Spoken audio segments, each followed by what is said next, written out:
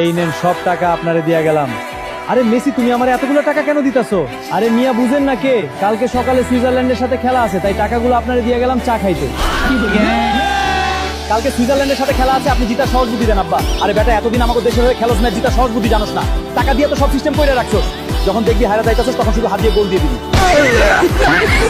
আব্বা, আপনি সাহস দিতেছেন আমরা 11 জন খেলে জিততে পারবো? আরে বেটা কি কস 11 জন? তুই কি ভুইলা গেলি? তোরা তো 11 জন, তোর সাথে আরেকজন আমাকে ওই মাঠে সমান তালে খেলবে। আরেকজন বুঝলাম না, আরেকজনটা কেডা? কেন রেফারি?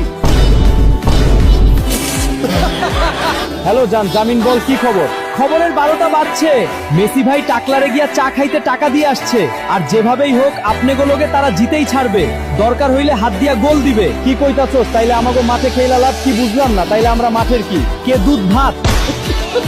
হ্যালো বল, কি বলবি? নেইমার ভাই সবই তো শুনছেন, এখন আপনি কিছু করেন, আমরা কি করব কিছুই বুঝতে পারতেছি না। কি আর করবি এখন? ফিফা মানে কি জানোস? মানে কি ভাই? এখন ফিফা মানে হইতাছে ফিক্স ইট ফর আর্জেন্টিনা। কিরে টাকলা, এত এত টাকা খাইতাছস, আমার দিকে তাকাস না কেন?